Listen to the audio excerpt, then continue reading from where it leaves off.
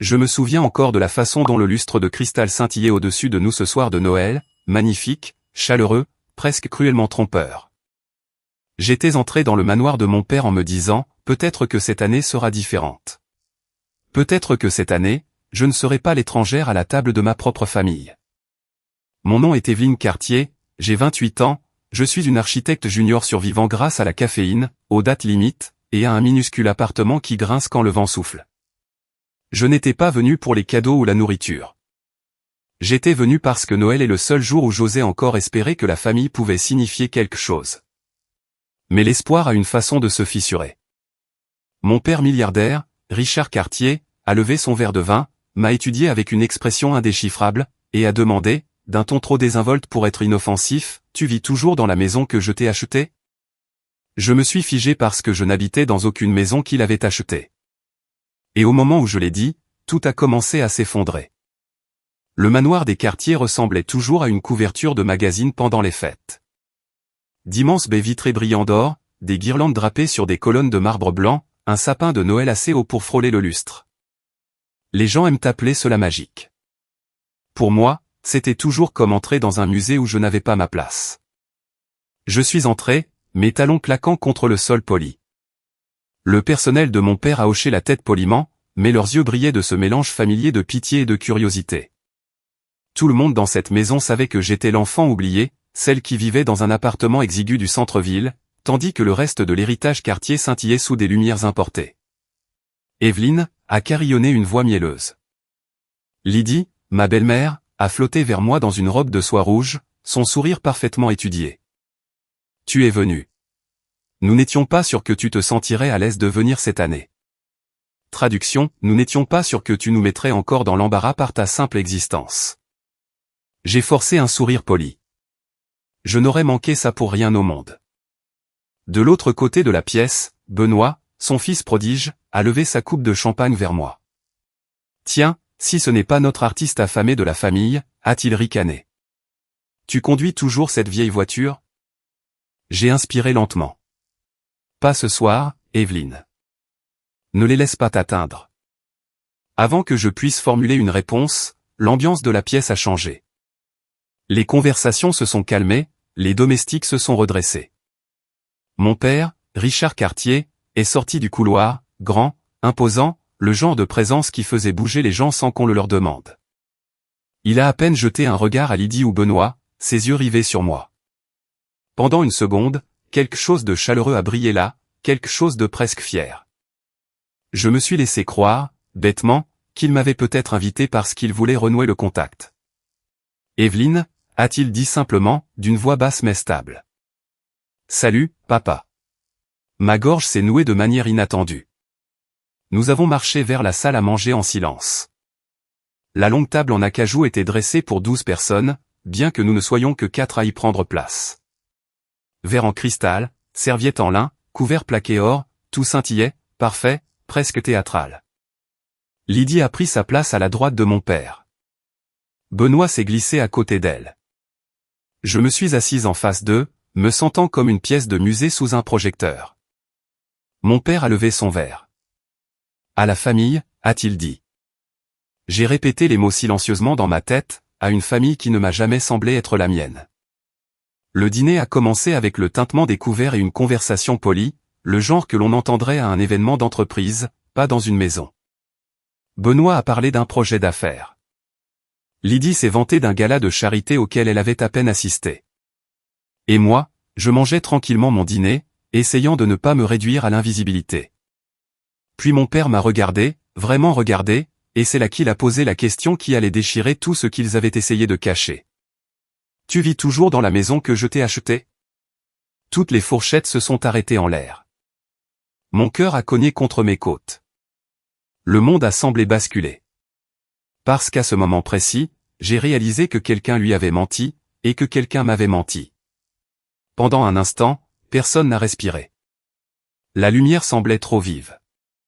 Mon pouls battait la chamade dans mes oreilles. J'ai dégluti difficilement et me suis forcé à parler. Papa, je n'habite dans aucune maison que tu m'as achetée. Il a cligné des yeux une fois, lentement, comme s'il n'avait pas bien entendu. Puis l'air a changé, devenant vif, électrique. Que veux-tu dire, a-t-il demandé, d'une voix égale mais dangereusement calme. J'ai transféré l'argent pour une maison de ville à Westhaven il y a 2 ans. L'acte de propriété devrait être à ton nom. Une maison de ville? Westhaven? Mon estomac s'est tordu. J'ai secoué la tête. Un léger cliquetis. Lydie a laissé tomber sa fourchette. Benoît s'est raidi, ses yeux se dardant vers sa mère si vite que c'était un aveu silencieux. Le regard de papa a balayé la table, se fixant sur chacun d'eux. Lydie, a-t-il dit lentement. Pourquoi Evelyne n'a-t-elle pas la maison? Ses lèvres se sont entr'ouvertes, mais aucun son n'en est sorti. Benoît est intervenu trop vite, sa voix anormalement aiguë. Peut-être qu'Evelyne a mal compris. Elle réfléchit toujours trop. Benoît, a claqué papa. Tu ne parleras pas pour elle. La pièce s'est à nouveau figée. Il s'est tourné vers moi, son expression indéchiffrable. Evelyne, dis-moi exactement ce que tu sais à propos de cette maison. Rien, ai-je murmuré, absolument rien. Il s'est penché en arrière dans sa chaise, ses yeux se plissant non pas sur moi, mais sur eux. Lydie a finalement trouvé sa voix. C'était compliqué, Richard. Le moment, les finances, les choses ont changé. Changé comment, a-t-il exigé. Elle s'est recroquevillée sur son siège. La femme qui flottait toujours dans les pièces comme une reine semblait soudainement petite. Ses doigts tremblaient sur sa serviette. Nous pensions, a-t-elle balbutié, que peut-être qu'Evelyne n'en aurait pas vraiment besoin pour l'instant. Une bouffée de chaleur m'a envahi le visage. Humiliation, incrédulité, colère, tout s'est enchevêtré. Pas besoin. Je me noie financièrement depuis des années. Benoît a reniflé à voix basse. Tout le monde a des difficultés à cet âge. C'est normal. Le regard de papa s'est posé sur lui si brusquement que Benoît a sursauté. Cet argent, a dit papa, sa voix devenant plus froide que la neige dehors, était spécifiquement destiné à Evelyne. Pas pour toi, pas pour tes entreprises. Pour elle. Le silence s'est répandu comme du givre. Mon père n'était pas un homme qui élevait la voix. Il n'en avait pas besoin. Quand il était en colère, la température de la pièce baissait tout simplement. Lydie, a-t-il dit, où est l'argent? Son visage a perdu toute couleur. Elle a regardé Benoît, une supplique silencieuse. Et c'est là que quelque chose a fait tilt dans les yeux de mon père. Une reconnaissance, une confirmation, une trahison. Ne fais pas ça, l'a-t-il averti. Ne le regarde pas, réponds-moi. Elle a dégluti difficilement. J'ai serré mes mains sous la table, essayant de calmer le tremblement de mes doigts. Une partie de moi voulait fuir, une autre voulait crier. La mâchoire de papa s'est contractée. Toi aussi, a-t-il dit, la voix dangereusement basse. Vous avez exactement 5 secondes pour m'expliquer pourquoi ma fille vit dans une boîte à chaussures alors que la maison que je lui ai achetée semble avoir disparu. Mon souffle s'est coupé. Je n'étais pas habitué à être défendu. Je n'étais pas habitué à compter. Mais à ce moment-là, à cette table pleine d'or, d'argenterie et de mensonges, j'ai réalisé que la vérité était sur le point d'exploser. Les 5 secondes de papa se sont écoulées dans un silence absolu. Puis Lydie a expiré d'une voix tremblante, à peine plus forte qu'un murmure. Richard, l'argent n'a pas disparu. Il a été utilisé. Simplement pas de la manière que tu avais prévu. Mes ongles se sont enfoncés dans mes paumes. Utilisé pourquoi? Ses yeux se sont de nouveau tournés vers Benoît, et cette fois papa a frappé sa main contre la table, pas de manière violente, pas agressive, mais assez pour faire trembler chaque ornement du sapin. Regarde-moi, a-t-il ordonné. Pas lui. Moi. Elle s'est figée. Le visage de Benoît s'est assombri. Pour la première fois de la soirée, il n'avait pas l'air suffisant. Il avait l'air acculé. Lydie déglutit difficilement. Nous, Benoît et moi, avons pensé qu'il serait plus sage d'investir l'argent. Il avait une opportunité d'affaire et... Ma chaise a grincé en reculant. Tu lui as donné mon argent? L'incrédulité dans ma voix a résonné contre les murs de marbre. Lydie a levé les mains pour se défendre. Ce n'était pas comme ça. Benoît avait besoin d'un capital de départ, et nous avons supposé que cela ne te dérangerait pas puisque tu es jeune et que tu ne... Ne quoi?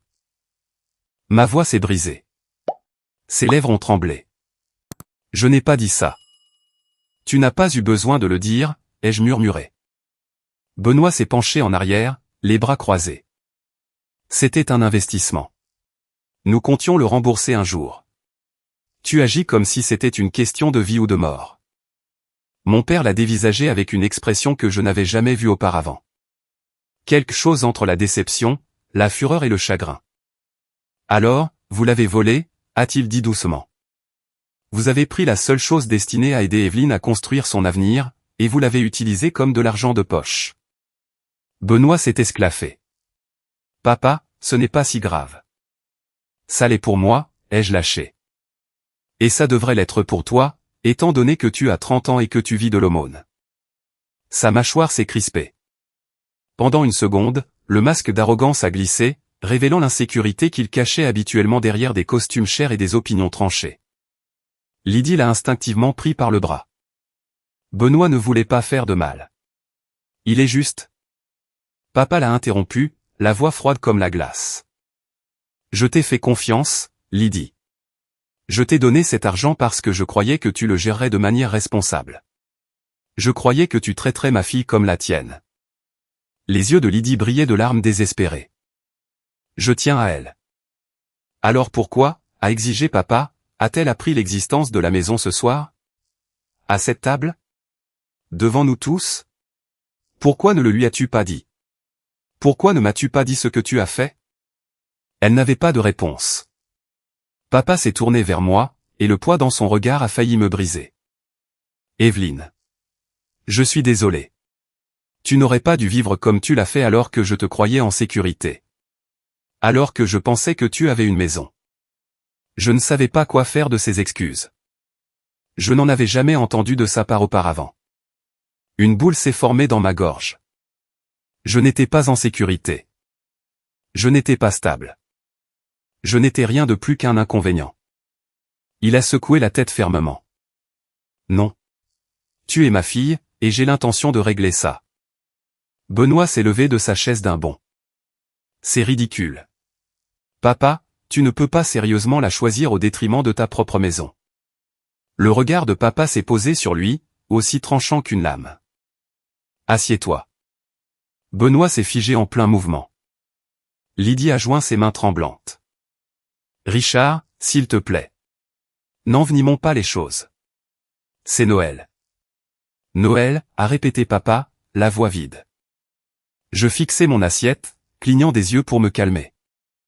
La pièce semblait oppressante, suffocante. Mais pour une fois, ce n'était pas moi qui créais la tension, c'était la vérité. Papa s'est levé lentement, sa chaise grinçant en reculant.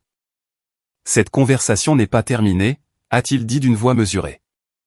Mais elle se poursuivra dans mon bureau. Vous deux, suivez-moi.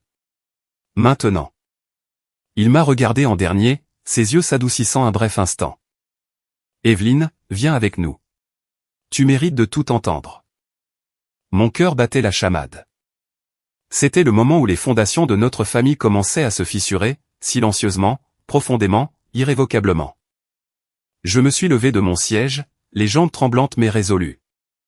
Quoi qu'il m'attende derrière les portes de son bureau, je savais que la vie ne serait plus jamais la même après ce soir. Le bureau de mon père m'avait toujours intimidé. Mur en chêne sombre, lourd fauteuil en cuir, un bureau massif qui donnait à quiconque se tenant devant l'impression d'être petit. Ce soir, il ressemblait à une salle de tribunal. Papa a fermé la porte derrière nous, le doux clic résonnant plus fort qu'une porte claquée. Lydie planait près de la bibliothèque, se tordant les mains. Benoît faisait les 100 pas comme un animal en cage. Je me tenais dans un coin, les bras étroitement croisés, non pas pour paraître forte, mais pour m'empêcher de trembler. Papa a contourné son bureau, a ouvert un tiroir et en a sorti un épais dossier. Il l'a jeté sur la table. Des documents se sont légèrement échappés des bords. Qu'est-ce que c'est que ça, a exigé Benoît. Papa ne l'a pas regardé. La preuve, a-t-il dit. La preuve de ce que vous avez fait avec l'argent d'Evelyne. Le visage de Lydie a perdu toute couleur. Tu as mené une enquête sur nous? La voix de papa s'est faite plus tranchante. Non. J'ai vérifié ce que vous prétendiez. Sauf que les chiffres ne correspondaient pas. Les virements ne correspondaient pas. Les dépenses professionnelles ne correspondaient pas, ses yeux se sont plissés. Et rien, absolument rien, ne menait à une maison au nom d'Evelyne. Benoît a reniflé, mais le son paraissait forcé. Et alors? Tu penses qu'on s'est enfui à Vegas avec? Le ton de papa est tombé à un calme glacial. La mâchoire de Benoît a tressauté. Et alors, si je l'ai fait? C'était un investissement. Je l'aurais remboursé. Tu n'as pas demandé la permission, ai-je dit doucement. Tu ne me l'as même pas dit. Il s'est tourné vers moi, les yeux brillants. Je ne pensais pas que ça t'importerait. Tu es toujours fauché, toujours en difficulté. Pourquoi aurais-tu besoin d'une maison tout de suite? Les mots ont tranché plus profondément qu'il ne le réalisait. L'expression de papa s'est durcie, sa voix tendue d'une fureur contenue. Benoît, tu n'as pas à décider qui a besoin de quoi. Cet argent n'était pas à toi. Lydie s'est avancée, désespérée. Richard, nous voulions seulement l'aider à réussir. Il a subi tellement de pression. Et Evelyne, eh bien, elle est indépendante. Elle a toujours été capable de se débrouiller seule. J'ai laissé échapper un rire incrédule. Me débrouiller? Je me noyais, Lydie. J'ai fait 2 boulots, sauté des repas, terrifié à l'idée de perdre mon appartement. Et pendant tout ce temps, vous aviez un demi-million de dollars qui m'était destiné. Lydie a couvert sa bouche, les larmes emplissant ses yeux. Je ne savais pas que c'était si grave. Tu ne voulais pas savoir, ai-je murmuré. Et c'est pire. Papa a ouvert le dossier et a fait glisser une page vers l'avant. Ceci, a-t-il dit, est le relevé bancaire confirmant le virement intégral que j'ai fait pour la maison d'Evelyne. Il a fait glisser une autre page. Et ceci est le compte professionnel auquel vos noms sont liés. Chaque transaction correspond au montant manquant de son fonds. Benoît avait l'air acculé. Le genre d'acculé qui transforme la cruauté en bouclier. Il s'est avancé vers moi, pointant un doigt tremblant. Tu te crois une sorte de victime? Grandis, Evelyne. La vie est dure pour tout le monde. J'ai saisi une opportunité, une seule, et tu agis comme si j'avais volé ton destin. La voix de papa a claqué comme le tonnerre. Tu lui as volé sa sécurité. Tu lui as volé sa stabilité. Tu as volé ma confiance. Benoît a tressailli comme s'il avait été frappé. Lydie s'est finalement effondrée dans un fauteuil, sanglotant dans ses mains. Papa a appuyé ses paumes sur le bureau, se penchant en avant. Vous deux, vous n'avez pas seulement pris de l'argent, a-t-il dit. Vous avez pris l'avenir que j'ai essayé de donner à ma fille. Comprenez-vous cela? J'ai senti quelque chose bouger en moi. Un étrange mélange de soulagement et de chagrin. Soulagement que quelqu'un ait enfin dit la vérité. Chagrin qu'elle n'ait pas été dite des années plus tôt. Papa s'est redressé, son ton final. Voici les conditions. Il a pointé le dossier entre eux. Vous rembourserez chaque centime dû. Vous fournirez des documents pour tout argent déjà dépensé. Et Benoît, ta start-up subira un audit complet immédiatement. Quoi, a explosé Benoît. Tu ne peux pas contrôler mon entreprise. Je le peux, a dit sèchement papa, quand elle est bâtie sur de l'argent volé. J'ai regardé le sang-froid de Benoît s'effriter. La fierté s'est fissurée, la confiance s'est envolée. Pour une fois, il avait l'air effrayé. Je t'ai donné chance après chance, a dit papa doucement. Mais tu t'en es pris à la mauvaise personne. Ses yeux ont rencontré les miens. Tu t'en es pris à elle. Mon souffle s'est coupé. Je n'avais jamais entendu mon père me protéger comme ça auparavant. Il s'est détourné d'eux et a dit, avec une finalité qui a secoué la pièce, ce n'est que le début. Demain matin, nous ferons intervenir mes avocats. Lydie a eu un hoquet de surprise. Benoît a juré à voix basse, mais papa n'avait pas fini. Il m'a fait face cette fois, la voix douce mais inébranlable. Evelyne, à partir de maintenant, tu ne traverseras plus rien de tout cela seule. Pour la première fois cette nuit-là, le poids sur ma poitrine s'est allégé, parce que la vérité n'était pas seulement en train de se dénouer, elle tournait enfin en ma faveur. Le lendemain matin, je me suis réveillé au son de voix fortes venant de l'escalier. Pendant un moment, j'ai cru que je rêvais. Puis j'ai entendu Benoît, tu ruines ma vie pour une seule erreur.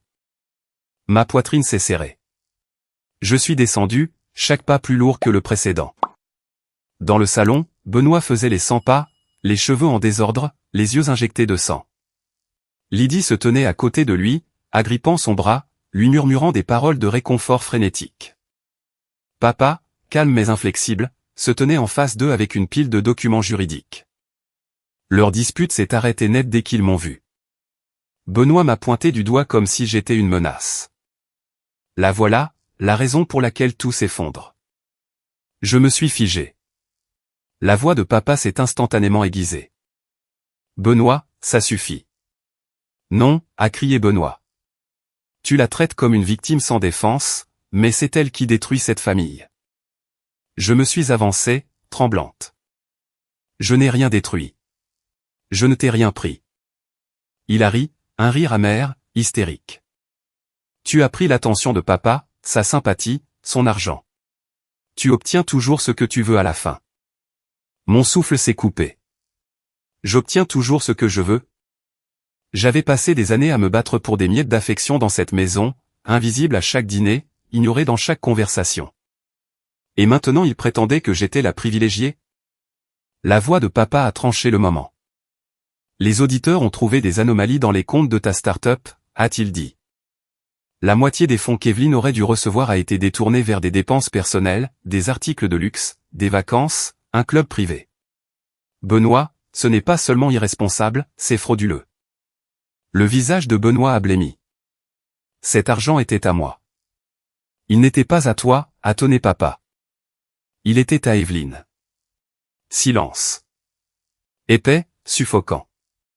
Lydie s'est interposée entre eux, les mains tremblantes. Richard, s'il te plaît. Benoît a fait des erreurs, mais ce n'est pas un criminel. Cela va le ruiner. L'expression de papa ne s'est que légèrement adoucie. Il a ruiné la chance d'Evelyne d'avoir une stabilité. Elle vivait dans la peur d'être expulsée pendant qu'il utilisait son argent pour jouer à l'entrepreneur. La voix de Lydie s'est brisée. Elle est forte. Elle a survécu. Une colère vive s'est allumée en moi. Pourquoi parlez-vous comme si survivre était quelque chose dont je devrais être reconnaissante? Pourquoi est-il acceptable que j'aie lutté pendant que vous le protégiez de toutes les conséquences?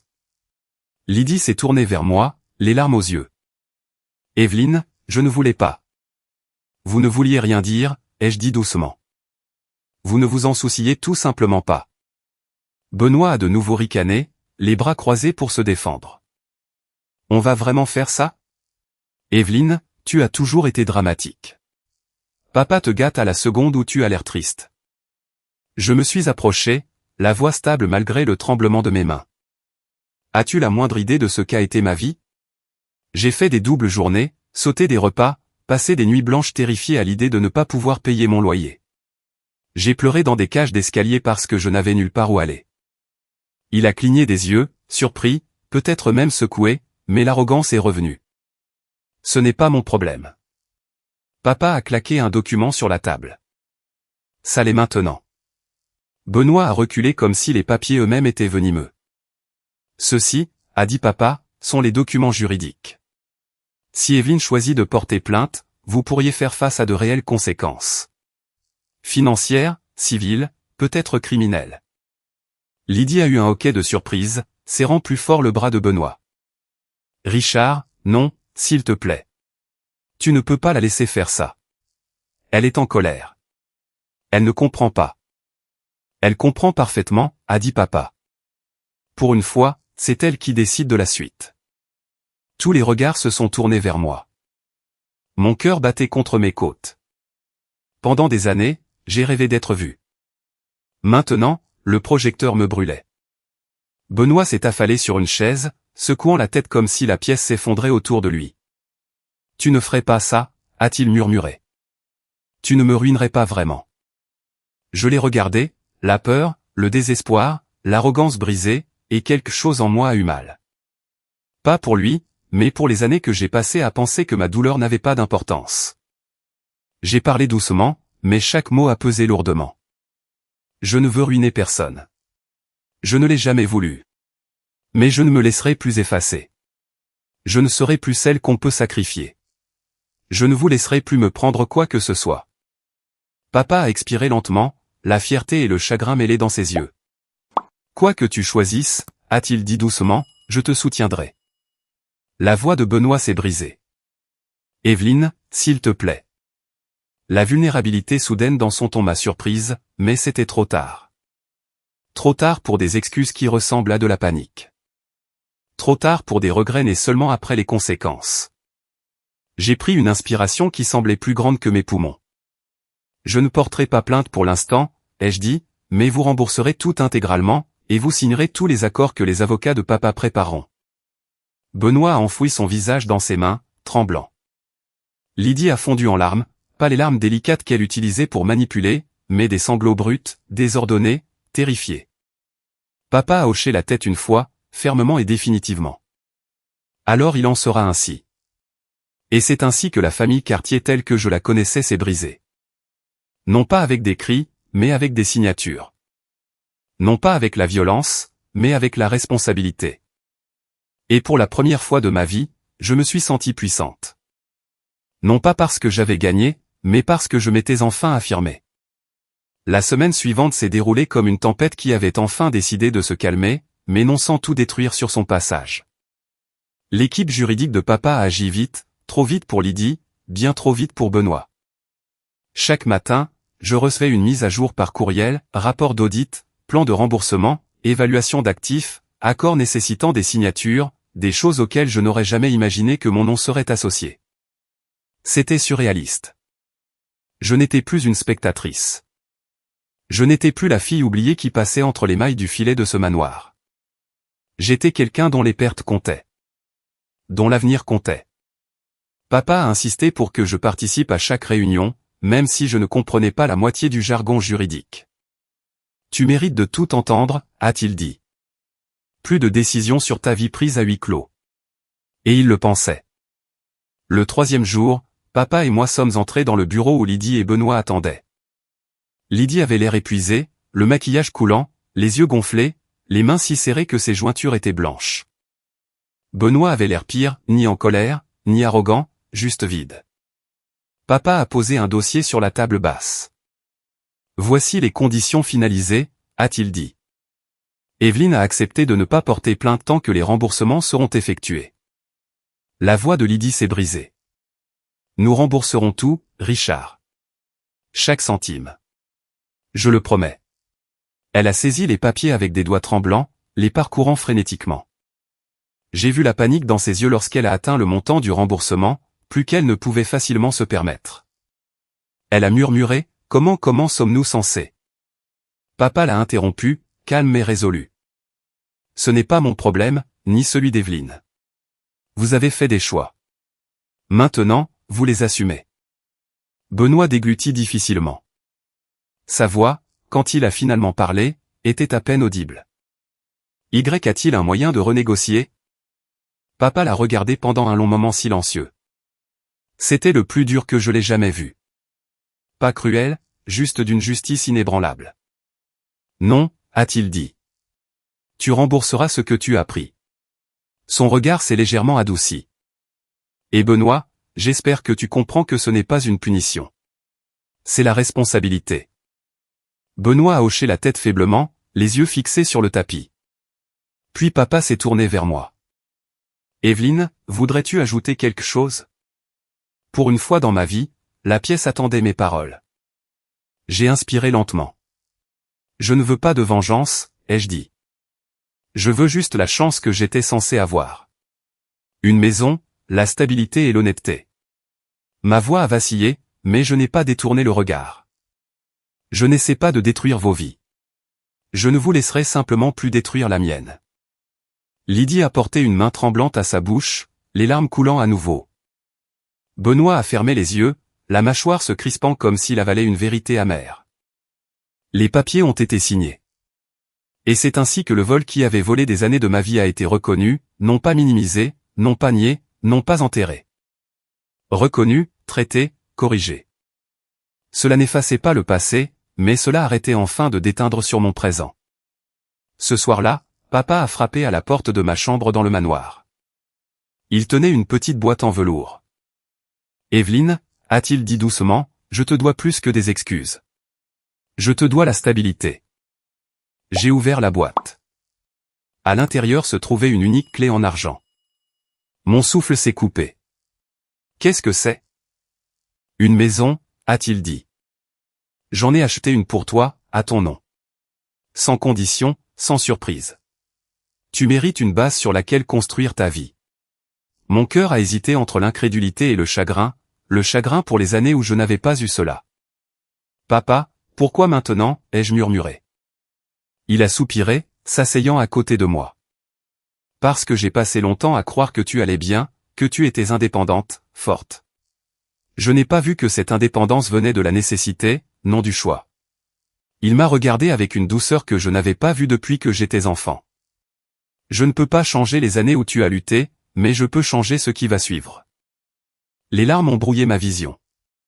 Je ne l'ai pas encore serré dans mes bras, mais je ne me suis pas éloigné quand il a doucement pressé ma main. C'était un début. 2 jours plus tard, j'ai emballé mes affaires de l'appartement dans lequel je m'étais embattu pour survivre. Les rideaux délavés, le cadre de lit qui grinçait, la petite cuisinière qui brûlait tout sauf l'espoir. Je me suis tenu au centre de l'espace vide, le souffle tremblant. Je ne reviendrai pas, ai-je murmuré au mur qui avait entendu toutes mes crises de larmes. Et pour la première fois, cela ne ressemblait pas à une fuite. Cela ressemblait à un pas en avant. Papa m'a conduite lui-même à la nouvelle maison. Elle se trouvait dans une rue calme avec des arbres qui se balançaient comme pour m'accueillir. Un porche avec des lumières chaudes, de grandes fenêtres brillant comme un espoir que j'avais oublié de ressentir. J'ai déverrouillé la porte. La lumière du soleil s'est déversée sur des parquets qui résonnaient doucement sous mes pieds. Cette fois, l'écho ne semblait pas solitaire. Il sonnait comme une possibilité.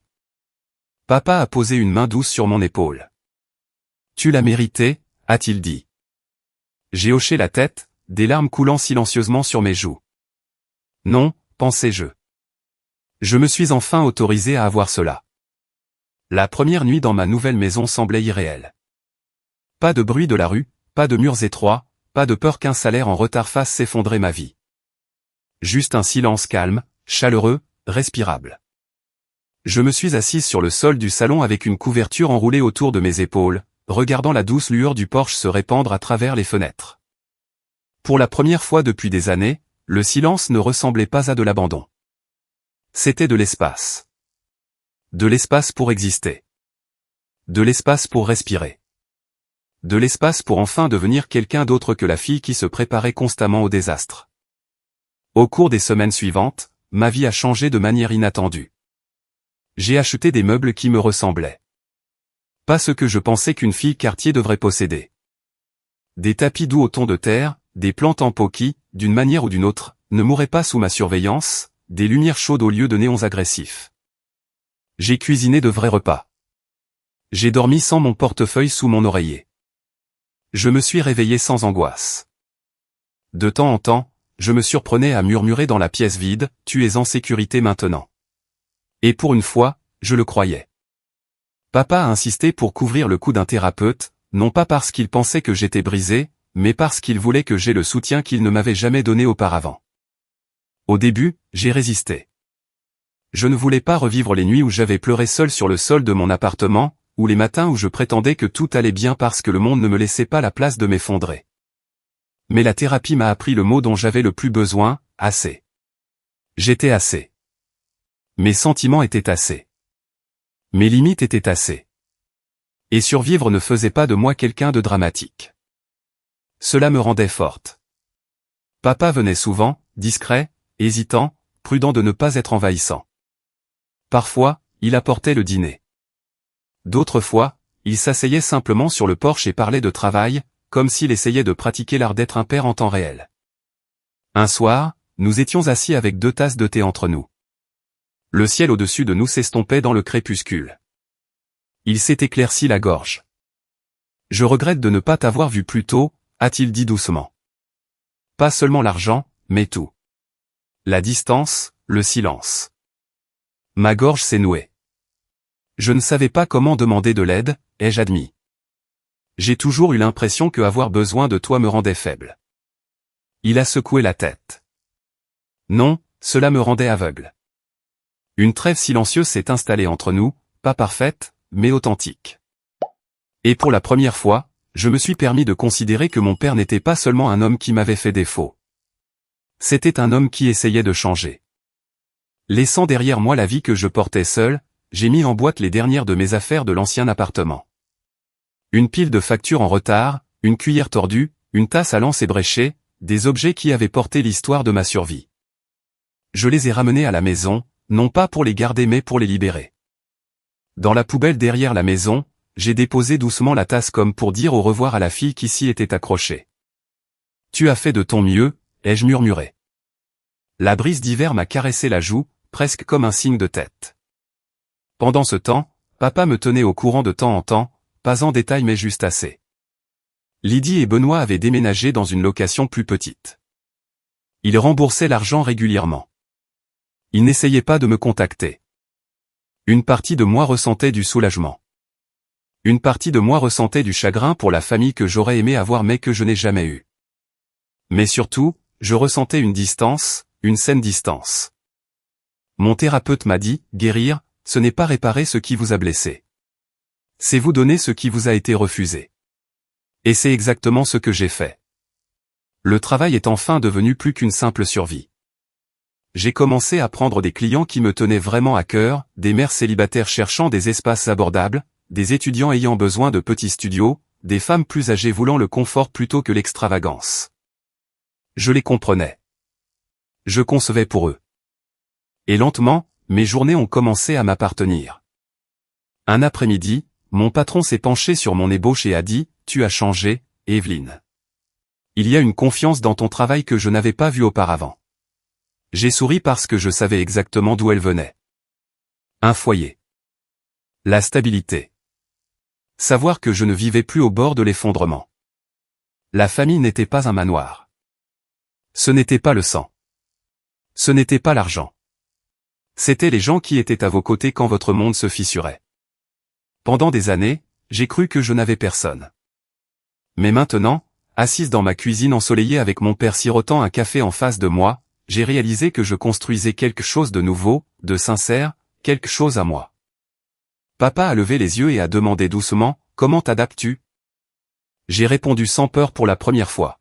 « J'apprends à être heureuse. » Et le sourire qu'il m'a adressé, petit, reconnaissant, presque fier, a ressenti comme une guérison que je n'avais jamais attendue. Une année entière s'est écoulée avant même que je réalise à quel point ma vie avait changé. L'air hivernal était différent cette fois-ci, moins vif, moins lourd, plus comme un rappel que les saisons froides se terminent et que la chaleur revient toujours, même si c'est lentement. J'ai passé la veille de Noël dans ma nouvelle maison, à décorer un petit sapin que j'avais choisi moi-même.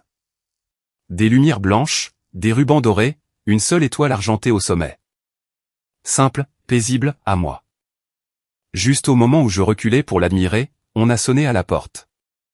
Papa se tenait dehors, emmitouflé dans un manteau sombre, tenant 2 gobelets en carton de chocolat chaud à la menthe poivrée, la boisson exacte qu'il m'achetait quand j'étais petite. Le souvenir m'a presque coupé le souffle. Je me suis dit que je passerais, a-t-il dit avec un sourire timide, si tu veux bien de moi. Quelque chose de chaleureux a fleuri dans ma poitrine. Toujours. Il est entré, ses yeux s'écarquillant légèrement. Tu as vraiment fait de cet endroit un foyer. J'ai jeté un coup d'œil aux lumières douces, au tapis confortable, aux plantes qui prospéraient dans le coin. Oui, ai-je murmuré. Je crois que oui. Nous nous sommes assis près du feu, sans festin extravagant, sans argenterie polie, sans tension bourdonnant sous les lustres de cristal. Juste le crépitement des flammes et mon père assis en face de moi, non pas en tant que chef milliardaire de la famille Cartier, mais simplement en tant que papa essayant de renouer avec sa fille. Après un long moment de silence confortable, il a parlé. « Evelyne, puis-je te donner quelque chose ?» J'ai froncé les sourcils enjoués. « Papa, tu m'as déjà donné une maison. Je n'ai besoin de rien d'autre. » Il a ri. Celui-ci est différent. Il a fouillé dans la poche de son manteau et a placé une boîte emballée dans mes mains. Petite, soignée, aux bords soigneusement pliés. Mon cœur a cogné. Je l'ai déballé lentement. À l'intérieur se trouvait un cadre photo, vide à l'exception d'une note manuscrite glissée dans le verre. Remplis-le avec les moments que tu choisis, pas ceux auxquels tu as survécu. ma vision s'est brouillée instantanément. Papa, ma voix a tremblé. Il s'est penché en avant, les coudes sur les genoux. Je ne peux pas effacer ce qui s'est passé, Evelyne, mais je veux faire partie de ce qui va suivre. Non pas parce que je te le dois, mais parce que je t'aime. Et je suis fier de ce que tu es devenu, malgré nous, malgré tout. Des larmes ont coulé sur mes joues. De tous les mots que j'avais attendus pendant des années, ce sont ceux-là qui m'ont finalement atteinte. Je suis fier de moi aussi, ai-je murmuré, bouclant la boucle. Plus tard dans la nuit, après le départ de papa et que la maison se soit installée dans un silence chaleureux, j'ai allumé une bougie près de la fenêtre. Dehors, les maisons scintillaient de lumière de Noël. L'année dernière, ces lumières m'avaient fait me sentir seul. Cette année, elles me donnaient de l'espoir. J'ai pris le cadre vide, me suis dirigé vers le sapin de Noël et j'ai pris un selfie, les cheveux en désordre, les yeux gonflés, souriant quand même. Un vrai moment, un moment que j'ai choisi. J'ai glissé la photo dans le cadre. Quand je l'ai posée sur la cheminée, une vérité tranquille s'est installée dans ma poitrine. Je ne survivais plus. Je vivais. Et je croyais enfin que je le méritais. La lueur du feu dansait sur mon nouveau départ. J'ai fermé les yeux, murmurant dans le silence, je vais bien maintenant, et je suis enfin chez moi.